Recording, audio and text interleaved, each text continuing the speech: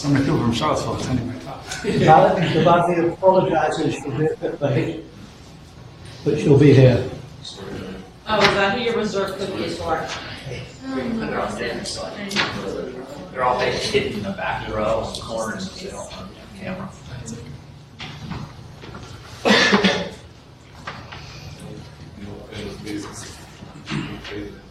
Oh, yeah. Some good pictures. I don't think I ever came to watch a Green Man Cloakroom while I was in the stable. Yeah, right. Oh, too many cloakings. Unacceptable. Too many talks and stuff. Unacceptable. It's overwhelming. Thanks. And welcome. Yeah, I can't get enough of it, so medium. All right, the Milky Way structure too. And like you have Shoot, I should said, brought my like, craft. I have a Milky Way craft. you know, maybe I would have mentioned that. You have a Milky Way what, sorry? Craft. It's a little kid's craft. We have to have stuff for the Like, so. meeting. So this kid, like, basically it's a little circuit that has. I picked out 2 of the 4. It's inconvenient. There's 4 arms. As the little circuits only need plus and minus. It makes a little light But lights still, up. it's still something. And that's why the Milky Way has 4 arms. Yeah, that's right. It ruins it. Ready to get started? It doesn't really have 4 arms. Thank you for coming to today's colloquium presented by Trey Wenger. Trey is a Cummington Fellow at the DRAO, Dominion Radio Astrophysical Astronomical Observatory. Astrophysical. Astrophysical Observatory. Thank you. I could have just turned around and read that. But Trey is my academic cousin. His advisor was Dana Balser at the University of Virginia. Trey graduated over the summer. And Dana's advisor is Tom Baigna, who was Lauren's advisor, who was my advisor. So there's that family tree for you. Trey will be talking today about structure in the Milky Way.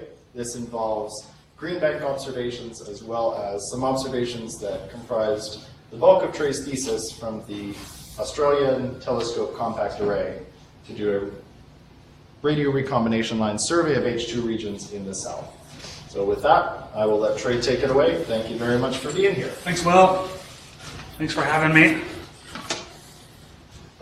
It's kind of fun to give a colloquium right now because we just finished up the WIM workshop. So I've been thinking about this a lot this week, talking about this work. So I'm excited to share it with you, even though you probably heard a lot of it. Let me start off by acknowledging my collaborators, many of whom are here. Dana's here. Unfortunately, he got a cold, so I think he's at home recovering in the Redwood house. But you'll recognize some of the faces on here, Lauren and Will. So if you find any problems with this work, you can just grill them later. Here's an outline of my talk. So like Will said, my talk today is going to be a summary of the work that I did for my dissertation. So it's basically 4 projects that all revolved around trying to uncover the structure of the Milky Way using galactic HII regions and radio recombination lines. And so since I'm covering so many different projects, I'm not going to have a lot of time to go into a lot of detail about each one of them, but I hope to give you a rough idea of all the stuff that I've been working on for the past 6 years. So just to motivate things a little bit, here's a picture of the Milky Way seen in visible light. And I think it really highlights how difficult it is to understand the structure of the galaxy. We really want to have an idea of what the 3D structure of the Milky Way is, because that puts constraints on models and theories of galactic formation, galactic evolution. It helps us put the Milky Way in the context of other galaxies. But the fact that we're stuck in the middle of the galactic plane makes it very difficult to understand what the 3-dimensional structure of the galaxy is. If you try to do it in visible light, you can't see very far through the galactic disk due to extinction by dust. If you do look through the galactic disk, at radio wavelengths, for example, you get really confused because there's just so much stuff along the line of sight. What we would like to do to get a better understanding of the structure of the galaxy is to either fly out of the Milky Way or move the solar system and put it up in the halo of the galaxy. I think this would be generally a bad idea, but I think it's fun to think about. But if we were up in the halo of the Milky Way, we could look back down and see it something like this. This isn't the Milky Way, of course. This is NGC 4394. And you can see it's a bright, beautiful spiral galaxy with a pretty strong bar in the center. And so this is the kind of picture that we want to make for the Milky Way. Where are the Milky Way spiral arms? How many spiral arms does it have? Does it have grand design spiral arms at all? How big is the bar? What else is going on around the bar? These kinds of questions are important for understanding the formation history of the Milky Way. So there's a bunch of ways that you can think to trace out the structure of the galaxy. Stars are the obvious one.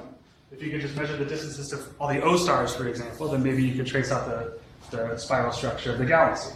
Of course, the problem there is extinction. Measuring parallaxes is hard. There's other things you could use. Maybe you could use these dust lanes. You see these dust lanes going through this galaxy seem to follow the spiral pattern pretty well. But again, it's hard to get distances to dust. So the objects that I and my collaborators use are H2 regions. Here you can see them in the Whirlpool Galaxy with a red H-alpha filter. And you can see these bubbles that populate the spiral arms, primarily in the spiral arms of the galaxy. These H2 regions are, of course, the zones of ionized gas that surround recently formed high-mass stars. Here's a picture of a well-known H2 region, the Trifid Nebula. So here at the center of the nebula is one or more OB-type stars ionizing the gas around it.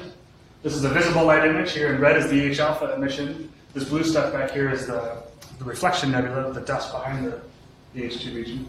And here is what it looks like in the infrared. There, the red emission is around 20 microns, and that's coming from the dust grains that are heated inside of the ionized volume. And here in green is the 10-ish micron emission that's coming from the polycyclic aromatic hydrocarbons that are in the photodissociation region surrounding the H2 region. So this is the infrared morphology of an H2 region, and this is going to be important. So we'll come back to that. But stepping back to the Whirlpool Galaxy here, we can see all of these H2 regions populating the spiral arms, these massive star-forming regions. And the whole idea of our project becomes pretty clear. If we could find all of the H2 regions in the Milky Way and somehow get their distances reliably, we could make a map of the spiral structure of the galaxy, in addition to doing all kinds of other fun stuff. So that's the big picture goal. H2 regions are like the classic galactic structure tracer for several reasons. I think first and foremost is that they're very bright. At optical wavelengths, the H-alpha emission from H2 regions is quite bright. At radio wavelengths, the free emission from H2 regions is among the brightest source of emission in the entire sky. They have unique spectral fingerprints, namely recombination lines and collisionally excited lines, both in the optical, the infrared, and the radio. You can derive their physical properties without too much work, things like the electron temperature or the metallicity. And here I call this the zero-age metallicity, which will be important a little bit later in the talk. H2 regions don't live for very long. They only live for about 10 million years, which is short on galactic timescales. So when you measure the metallicity of an H2 region, you're getting a measurement of the enrichment of the gas, the ISM, in that part of the galaxy today. As opposed to when you measure the metallicities of stars, stars move around, they're really old, who knows where they were actually born. And so when you measure the metallicity of an H2 region, you're getting a snapshot measurement of the ISM enrichment in that part of the galaxy today. And then finally, you can get the distances to H2 region in a couple different ways.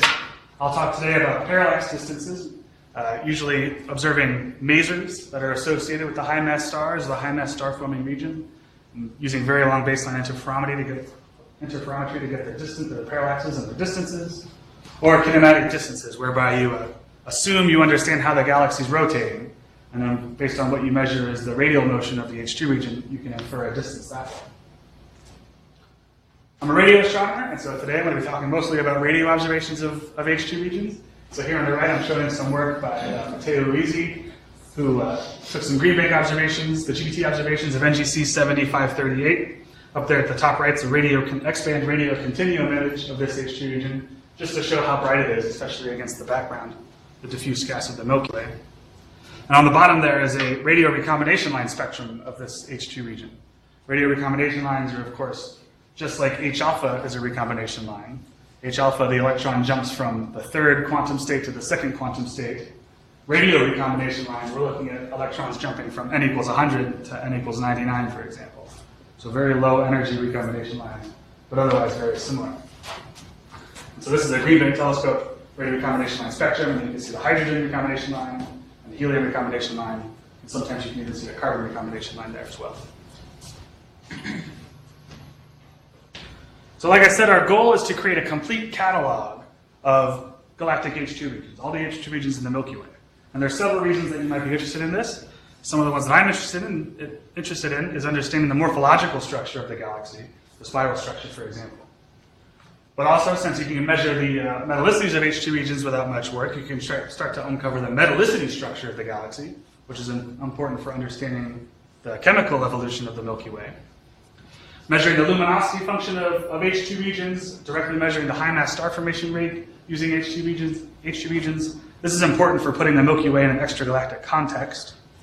And then something that we talked about a lot this week at the warm ionized medium workshop is that H2 regions are probably an important source of ionizing photons that are going out to support the warm ionized medium. And so having an understanding of where they all are will be important.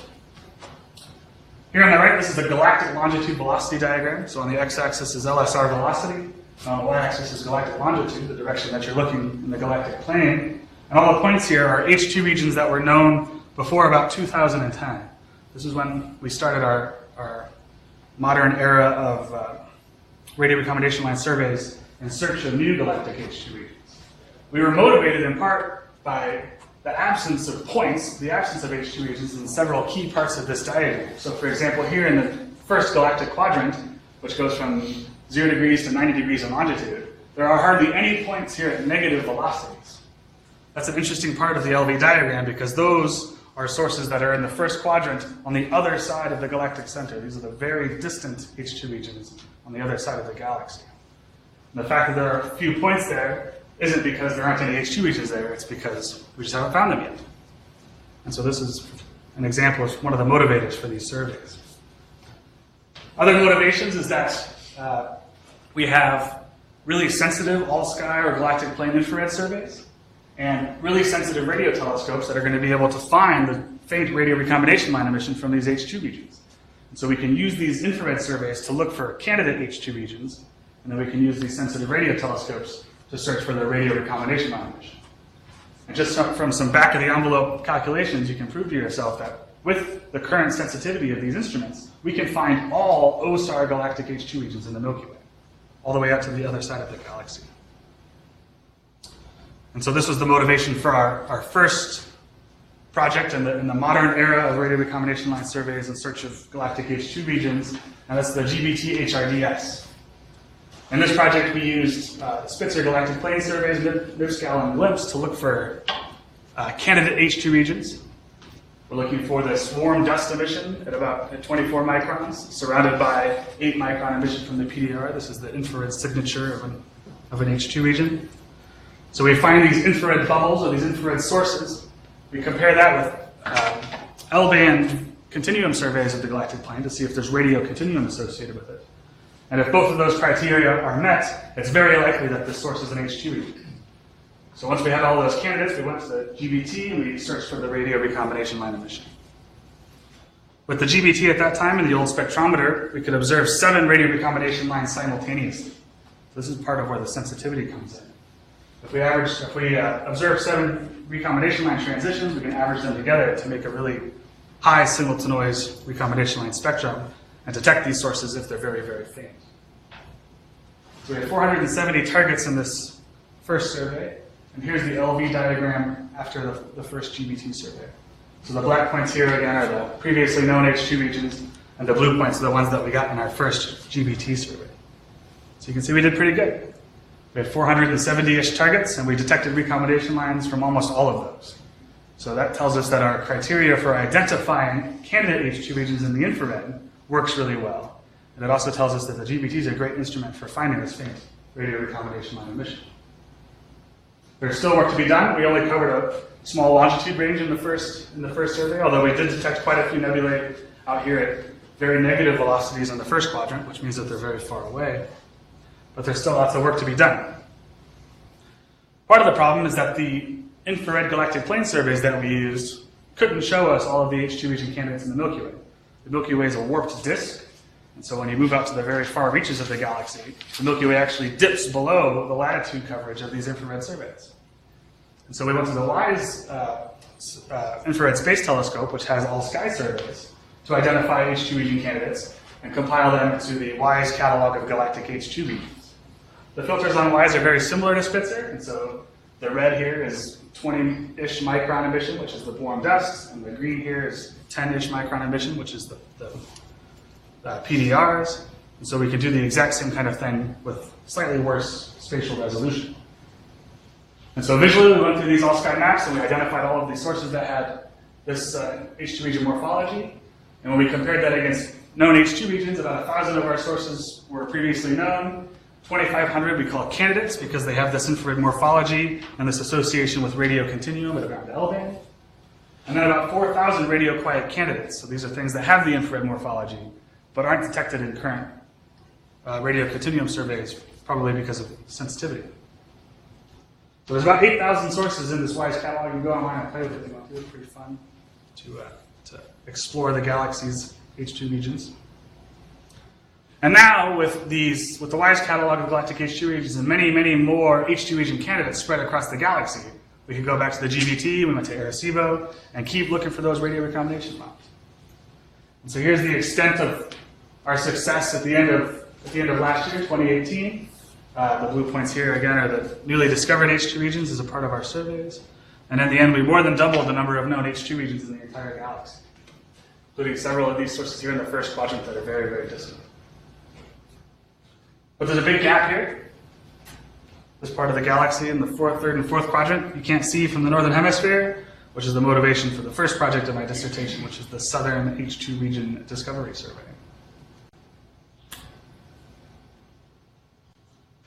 So the SHIDS is an extremely similar experiment to what we did with the GBT and Arecibo in the northern sky.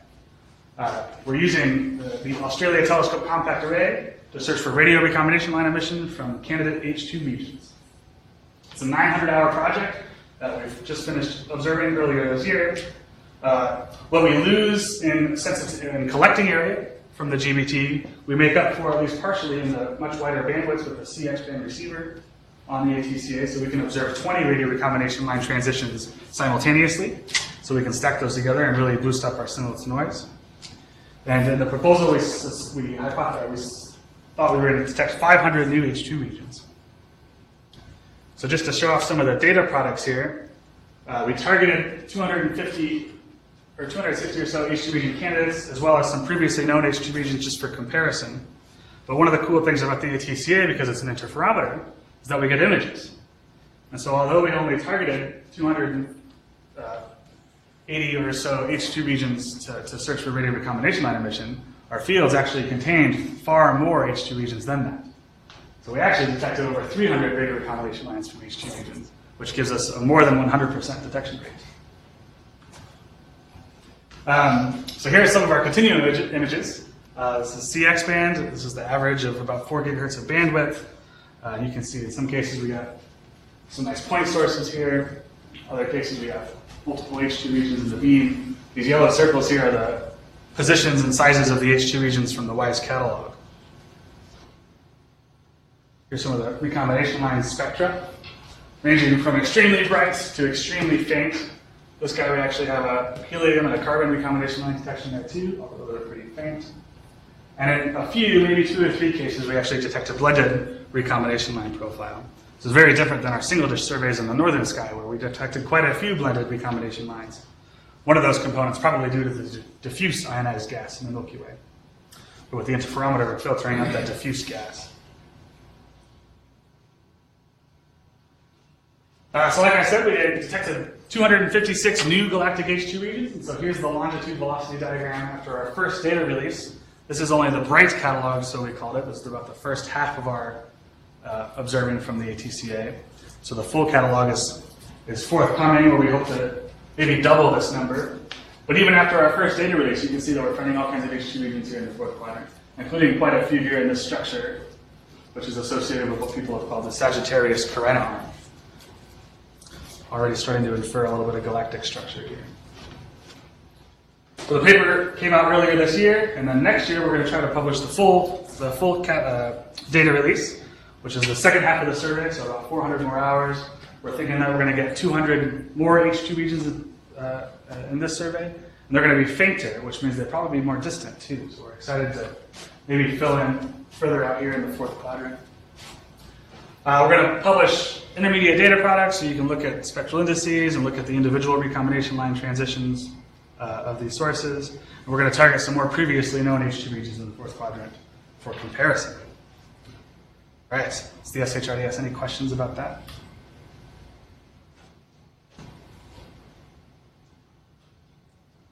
All right, moving right along then. So the second project in my dissertation was trying to understand kinematic distances. So the idea here is that we want to take the positions and the velocities that we measure for all of these H2 regions that we're finding, and then figure out where they actually are in the galaxy. So going from a longitude velocity space to a face-on map of the galaxy. This is what we need to do if we want to try to map out the spiral arms using H2 regions, or uncovering the metallicity structure of the galaxy or something like that. And so in the majority of cases, we have to use kinematic distances to do this mapping. Remember that this is where we assume some model of the rotation of the galaxy, and so then the velocity of the H2 region that we measure is telling you how far away it is. Some H2 regions have parallax distances, although those are very hard to measure. So the majority of H2 regions in the galaxy will only ever have kinematic distances. And so the goal of this chapter of my dissertation was to try to get a handle on the accuracy of the kinematic distance technique. We were at a good place to do this a few years ago because there were quite a few major parallaxes measured towards the H2 regions. So Mark Reed and his collaborators as part of the Bessel project have been measuring the parallaxes to high-mass star-forming regions for many years now. And when we published this work in 2018, there was about 75 major parallaxes known. And so the idea here was to try to compare the major parallax distances to the kinematic distances to see how accurate the kinematic distance method really is. We did this in 3 different ways. So the first way here, method A as I called it, is the way that you'll find the kinematic distances derived in the WISE catalog of galactic H2 regions. So here's a face-on picture of the galaxy where the sun is right here. Here's the galactic center. And these gray points are star-forming regions that have major parallaxes measured. And so I put them at their distances. The background here is a kinematic distance uncertainty model from Anderson from Lauren in 2012, where they make some assumptions about what the accuracy of kinematic distances are in different parts of the galaxy. So if you go to the WISE catalog of galactic H2 regions and look up the distances of the H2 regions in that catalog, they use this method, this Brandon Blitz 1993 rotation curve, to derive the kinematic distances. And if you compare the kinematic distances of these 75 sources to their parallax distances, this is what you get.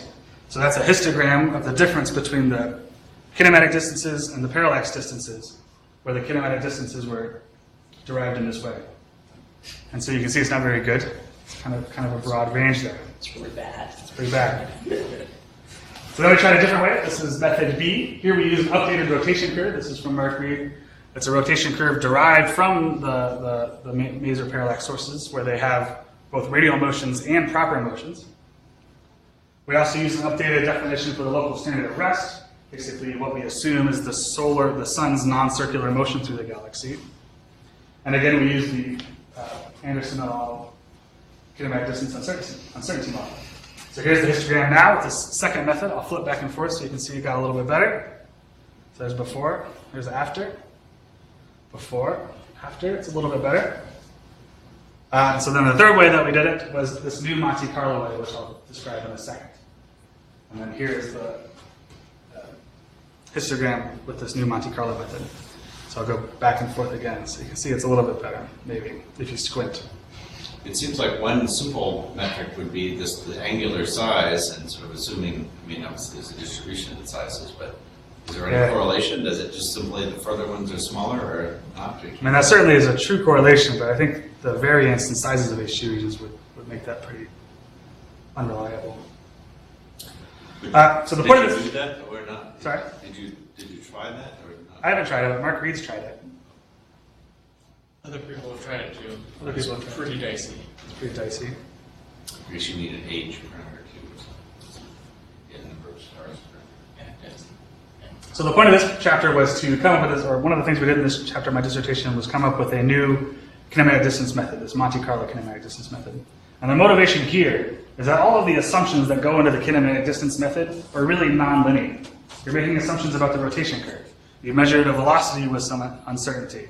There's some uncertainty in the local standard of rest, what the sun is doing and how it's going around the galaxy.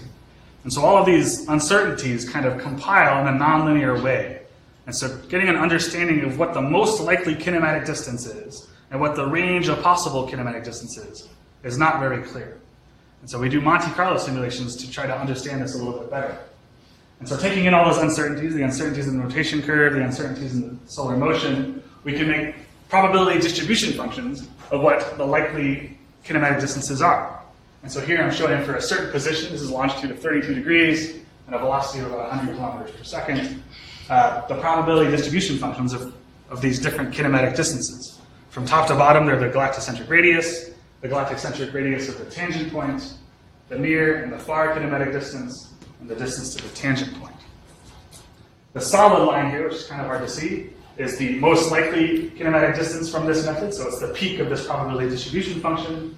The gray shaded region is kind of your 1 sigma uncertainty, and the vertical dashed line here is what you would get if you didn't use this Monte Carlo method, if you just did it the traditional way.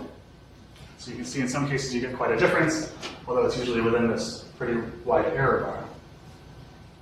And so the reason we did this, the reason I did this was because I wanted to really understand the uncertainties of the kinematic distance. I wanted to be really confident in the error bars that we associate. Trey, what's the difference between the closest and the farthest distance? So here the near distance is about 5 kiloparsecs and the far distance is about 8 in terms of kiloparsecs. the definition of the... Oh, so yeah, I didn't explain this. So in the inner galaxy, the way the rotation curve works is that there's 2 distances where you'll see the same velocity. This is the so-called kinematic distance ambiguity. And so in the inner galaxy, you have to somehow break this degeneracy. In the outer galaxy, there is no degeneracy. Good question. So just another way to show you how much better this kinematic distance method is, here on the top I'm showing the difference between the kinematic distance and the parallax distance as a function of the parallax distance for these 75 ionized star-forming regions for each of the 3 kinematic distance methods. So the not so good one, the better one, and then my one, the best one. And just by eye, you can see that the scatter goes down as you move from left to right. And then I think more importantly for this work is that the error bars go down from left to right.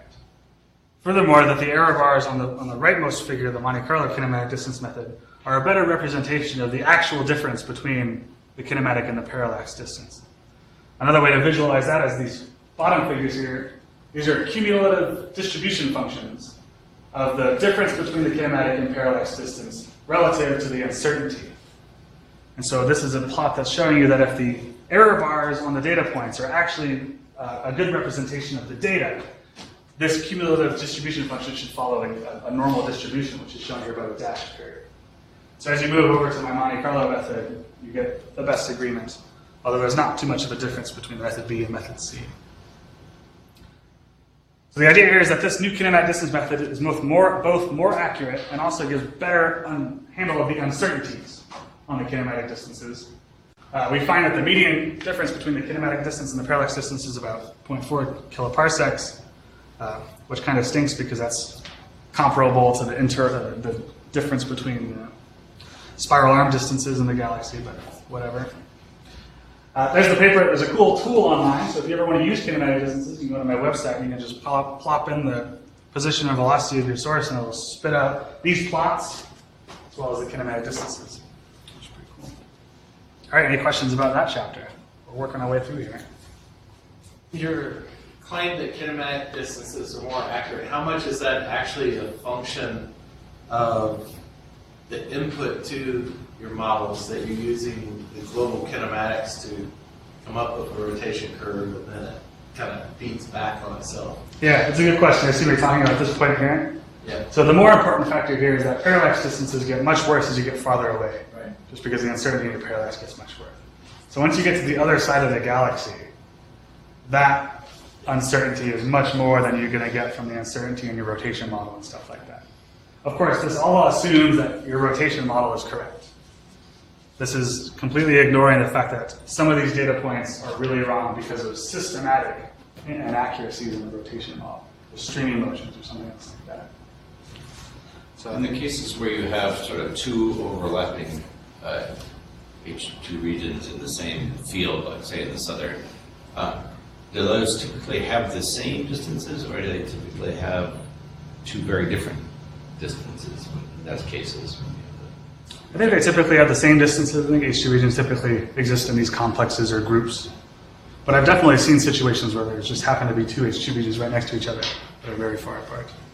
It's not as common as you get with stars, for example. Any other questions? Oh, the median you said of the difference is 0.42. What's the standard deviation? I can't remember off the top of my head. We can look it up afterwards. It looks pretty large. Yeah, it's pretty large. All right, moving right along. So now that we've found a bunch of new HT regions, and we have an idea of their distances, or at least we have a method that we can get their distances with some statistical accuracy, we can start doing the fun stuff, which is uncovering the structure of the galaxy. So something that I'm interested in is measuring the metallicity structure of the galaxy. And to do this, we use the electron temperature, which we can derive in the radio. The electron temperature is set by the ratio of the radio recombination line intensity to the radio continuum brightness of an HT region, assuming it's an LTE. We can use the relationship between the electron temperature and the metallicity of an HT region that was empirically derived by Shaver in 1983. So here he measured the electron temperatures using the radio recombination lines, and he measured the oxygen abundances in the optical using optical lines, and found this very strong inverse correlation between the two. This is basically just telling you that metals are the dominant coolant in an ionized plasma, and so if you have a higher metallicity, you're going to have a lower temperature. So using this fact, back in 2015, Dana and I made a map of the metallicity structure of the galaxy using single-dish observations of H2 regions. So these were GBT and 140-foot observations of H2 regions. We measured their line to continuum, the radio recombination line to continuum ratios. We derived their electron temperatures. We inferred their metallicities, and then we made a plot. So here, this is a face-on view of the galaxy, where this is the sun, here's the galactic center, these are the galactic bars. The points here are all of the H2 regions in the study, and the background color is the metallicity interpolated between those discrete H2 regions. What we found with this single-dish survey is that there's a radial metallicity gradient. The metallicity decreases as you move out the galactocentric radius. This is pretty well known and well characterized. But the thing that we found that was interesting was that there were significant azimuthal variations in this metallicity gradient. Depending on what direction in galactic azimuth you're looking, the slope of that gradient seems to change quite a bit. And so this is interesting, and one of the things that we wanted to test for this chapter of my dissertation. The largest source of uncertainty, we thought, in this result was the electron temperatures, which depend on the line to continuum ratio. We thought the largest source of uncertainty was the continuum fluxes. It's notoriously difficult to measure the total radio continuum flux in the radio because you're confused by the background when you use a single-dish telescope. And so this was the motivation for this chapter of my dissertation, where we went to the Very Large Array to do the very similar experiment. So the goal here was to measure the radio recombination lines and the radio continuum of a whole bunch of H2 regions, 120, that we handpicked to be bright and spread across the galaxy. So here's a face-on view of the Milky Way. There's the sun. Here's the galactic center. These points are all of the H2 regions in our survey. We selected these to be bright so that we knew we could detect the recombination lines with the VLA, to be spread out in distance so that we could make a really good map of the metallicity structure of the galaxy, and to be isolated, not confused, so that we could try to get a really good measure of the total radio continuum brightness of the source. Here's some data. Shall we show data? Pretty bright recon lines, looking pretty good. So we took the line to continuum ratios, we derived the electron temperatures, and we made a plot of the electron temperature versus galactocentric radius. For maybe 20 of the H2 regions in this survey, we had parallax distances. So we used those parallax distances to get the galactocentric radius. And for the rest, we used my Monte Carlo kinematic distance method. And so you can see here we find an electron temperature gradient. This plot includes all of our VLA data as well as all the single-dish data from our 2015 study. This means that we basically doubled the number of H2 regions with good electron temperatures and good distances. And we find an electron temperature gradient. We can use that correlation between electron temperature and metallicity to turn this into a metallicity gradient. And the metallicity gradient slope that we find is minus 0.05 dex per kiloparsec, which is pretty much what everybody has always found forever. Especially when you look at what we found with the single-dish data in 2015, it's the exact same number. And when you look at young stellar tracers like open clusters, you find a very similar gradient. So all is well in the world. Everything's fine. When you go and you make this face-on map, just like we did with the single-dish data, you really start to see this azimuthal structure still. So here's a face-on view of the galaxy. There's the sun. Here's the galactic center. These points are all the HII regions in our study. They're colored by the metallicity that we derived for them. And then the background of this image here is the metallicity interpolated between the discrete HII region points. So ignore everything down here in the fourth quadrant of the galaxy. There's no points down there, so the interpolation is very poorly constrained. But you can really see this azimuthal structure, the fact that the slope of this gradient is changing depending on what galactic azimuth you're looking at. So a way that we quantified that was making this plot. So as a function of galactic azimuth, which is the direction you're looking, it's 0 when you're going from the galactic center towards the sun, and it increases clockwise. So depending on what, or as a function of galactic azimuth direction you're looking, what is the slope of the metallicity gradient in that direction? The red lines here are the azimuths of the galactic bars, the long and the short galactic bar, which we originally thought might have some influence on the electron temperature structure if the bar is inducing some streaming motions that's pushing the gas around. But what we find is that the slope of this gradient changes by almost a factor of 2 from azimuthal directions around 0 to around 100 degrees. Very, very interesting. Almost all models of galactic chemical evolution assume that the Milky Way is well mixed. It's been spinning around for billions of years, and so any inhomogeneities in the metallicity distribution should have been smoothed out over time. So the fact that we're seeing this is very interesting and against what the simulators assume. Don't those models, though, assume that there's no accretion of new gas? Yeah, I mean, that's probably part of it. There's some new simulations there. That's a good question, Tony. So here's another plot. This is the same face-on view of the galaxy, but now after subtracting off the radial metallicity gradient. So getting rid of the radial gradient, what's the residuals, what's the variation that's left? So again, you can't believe anything down here. There's no points down there to constrain it. But the variations that you see here, these are real. And they have a magnitude of about 0.05 dex. Extragalactic people have just recently started discovering similar things in the HII region metallicities in other galaxies. So here's some work by Ho et al. 2018, it's NGC 2997. This is the oxygen abundance of HII regions that they get from integral field spectroscopy after subtracting off the radial metallicity gradient. So just like what we did in the Milky Way, this is done in another galaxy. And they see fluctuations that are on the order of 0.05 dex in this galaxy as well, which they correlate with the positions of the spiral arms. I don't think that we have accurate enough distances to really correlate our structure, the variations that we're seeing with the spiral arms, but maybe if we get some more points, we can start to do that. There have also been a couple of simulations recently that predicts variations in the abundances of a similar magnitude due to spiral structure. So I'm pretty excited to see if this result holds up. So with the Southern HII Region Discovery Survey, we're going to fill in the rest of this part of the galaxy over here and make a really good complete map of the metallicity structure of the Milky Way. So higher metallicities in the arms. That's what that bottom plot showed. Yeah. Yep. And we talked to some of these people at the WIM workshop last week, and we got even more galaxies that show this too. So this is it's a cool, real effect. All right, one more project, and then we're done. Any questions about this one? This last project's really short. So it was always the goal when I was in graduate school to conclude my dissertation with a study of galactic structure, galactic spiral structure. Unfortunately, I ran out of time, so then at the very end, I just kind of did this very small exploration into galactic spiral structure. And the reason I was motivated to do this was because this plot here from Tom Dane and Pat Thaddeus in 2011 was like the thing that got me interested in this field to begin with. So this is a figure from this paper. They're showing here in color is the longitude velocity distribution of CO from Tom Dane's survey. And then here is H1 from lab. And what was cool about this paper was that they rediscovered this feature. This feature in H1 had been known before, but they rediscovered it. This feature in H1 that seems to be a perfect extension of the Scutum Centaurus arm out into the first quadrant on the far side of the galaxy. So they found this feature in H1, and then if they start here and draw a log spiral on this LV diagram, that's what this curve is. And it perfectly lines up with this H1 feature. A really interesting result. And then they went out and detected CO along this arm as well, just to prove that it's really a star-forming molecular spiral arm out on the very far side of the galaxy.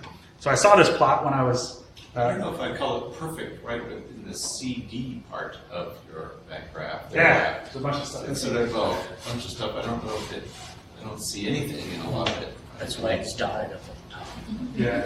It's not like it's missing this part. Yeah, the whole area is missing, so I don't know if it's perfect. I think you'd want to look in H1. Yeah. Or you say they just don't have the H1. Or they didn't put it on the graph or something. Because you have to integrate along that arm to pop out the H1 in the lower left. So you could think about doing the same thing between C and D. It's also the end of the bar, so weird things can happen. I think that's the problem. Is it's kind of a hard place to look. There's all kinds of other stuff going on in the way over here. The end of the bar. But anyway, so I was a wee undergraduate when I saw this paper. It got me excited, so that's why I joined this field. And so I wanted to do something like this to conclude my dissertation. So the idea for this exploration that I did was to try to make a model of the spiral structure of the galaxy that can reproduce the H1, the CO, and the HII region distribution of the galaxy in the longitude velocity diagram. And so here I'm showing the LV diagrams for high 4 pi H1, Tom Dame's CO, and our HII regions plus all of the new HII regions that we discovered in the third and fourth quadrants from the SHRDS. And the idea here was to try to make a model that predicts what these longitude velocity diagrams should look like. And fit that model to the data so that we could maybe map out where the spiral arms of the galaxy are. So the model is really complicated. It's got 50 free parameters. Here are some of the things that it models. This is the surface density of H1 everywhere in the galaxy. This is the surface density of CO, surface density of H2 regions, the midplane density of the cold neutral medium. I modeled the H1 separately between the cold neutral medium and the warm neutral medium. And then this is the warp of the galactic plane. So all of these things are characterized by these free parameters of the model. And then the idea is to use a Markov chain Monte Carlo package to then fit this model to the observed data. Although 50 free parameters seems like a lot of free parameters, you have to realize that these longitude velocity diagrams contain a lot of data. I'm fitting in longitude, velocity, and latitude space. So there's just so much data there to be fit. 50 free parameters seems like nothing. Unfortunately, it didn't work yet. But if I just stick in some reasonable numbers into those parameters, I can make these longitude velocity diagrams from my model. So here, these are model distributions of H1, 12CO, and the number of H2 regions there on the right. And if I flip back and forth between the data and this model, you can kind of see the different parts that look pretty good. My eye's always drawn to this part here in the H1. This is the Sagittarius Carina arm, this little loop right there. And I think the model does a pretty good job of explaining that. Lines are pretty good. You put in 4 arms? I put in a 4 arm, yeah.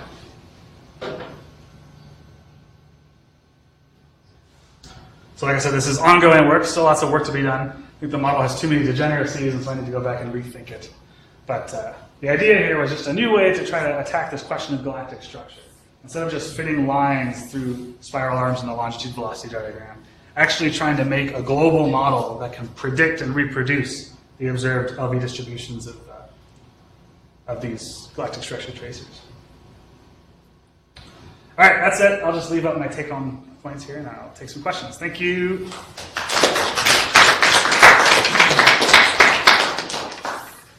Questions for Trey? So some people think that there's a lot of arm fragments in the Milky Way, and so so you got 50 parameters, so add another 50 or something like that. But is it something that sort of can be done generically, or you sort of tune the initial conditions to?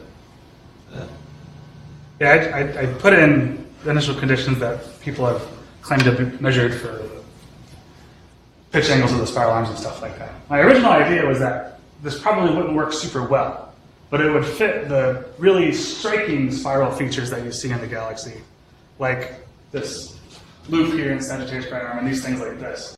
And then when you took a difference between what the model predicted and the actual data, you would be left with all of the weird interarm features or the weird spurs and stuff like this. Especially this thing out here in the Perseus arm, there's this really weird kind of connecting feature there that, cannot be explained by a logarithmic spiral model. So that was the goal. I haven't given up yet. I'm still working on it. Well, I think again, I think a lot of people now are thinking it's not a grand design spiral with 4 arms, but it's a bunch of fragments. So that you have to actually start with that model. I mean, obviously then you have more parameters, so then you have to judge whether it's going to be any good of a model or not. Yeah. At this ISM meeting in Paris, this came up and we had a nice long discussion about this. And so I have a bunch of ideas about how to model it a little bit differently without assuming a priori that it's a spiral, a perfect spiral. Could you go back to your new metallicity plot? Yeah.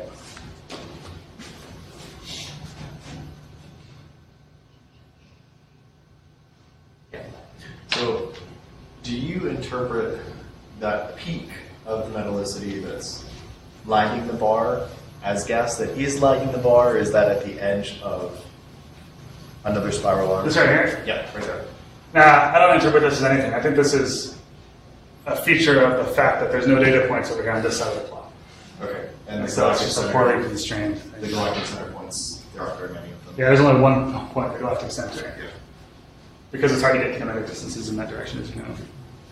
And so I think filling in the 3rd and 4th quadrants over here is going to really improve this map. I hope. Are you aware of the other GPT result on metallicity that says there is no gradient from silicon oxide? It's a group out of Caltech. Can't remember the names off the top of my head. So there's no gradient in silicon oxide. I mean, these galactic chemical evolution models predict abundance gradients that differ from element to element as part of the tunable parameters of these models. I think I have an extra slide about this. I love having extra slides. Yeah, so here's an example. This is GFP 2001. Has these models about infall and prescriptions for the supernova rate, and then they make predictions for the abundance gradients of all kinds of different elements. So here, for example, is the abundance of nitrogen, oxygen, sulfur, and iron as a function of lattice-centric radius. Some of them are flat, some of them are crazy. So measuring these abundance gradients for different elements is certainly useful for constraining theories of galactic chemical evolution.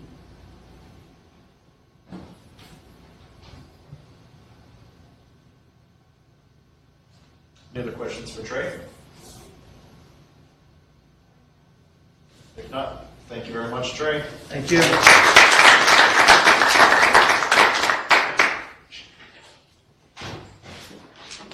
A lot of good projects. One quick about the parallaxes. So the ones where they haven't measured parallaxes yet, they're